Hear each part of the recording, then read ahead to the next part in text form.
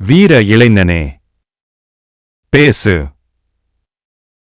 உன் பேச்சுக்கள்தான் நீ யார் என்பதை இந்த உலகத்திற்கு உன்னை தெரியப்படுத்தப் போகிறது. நீ பேச பேச உனக்கு நண்பர்களும் எதிரிகளும் தானாக சேர்வார்கள். ஆதலினால் கவனமாக பேசு. ஊரே பேசும்போது நீ மௌனமாய் கேள். ஊரே மௌனமாயிருக்கும்போது நீ பேசு. அதி புத்திசாலிகள் சபைகளில் மாத்திரம் அல்ல, முட்டாள்கள் சபையிலும் நீ மௌன மொழியால் பேசு. சபைகளில் பேசு. சப்தமாய் பேசு. உன் பேச்சுக்களில் உயிரோட்டம் இருக்கட்டும். மற்றவர்களுக்கு மதிப்பளித்து பேசு.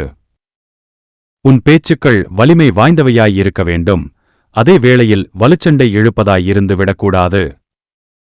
மேடைகளில் புயலாய் பேசு. மேடைகளுக்கு கீழ்ப்புன்னகையால் பேசு. உன் பேச்சுதான் உன்னை வெற்றி தேவதையின் வாசல் படிக்கு அழைத்துச் செல்லும் திறவுகோல். ஆதலினால் பேசு.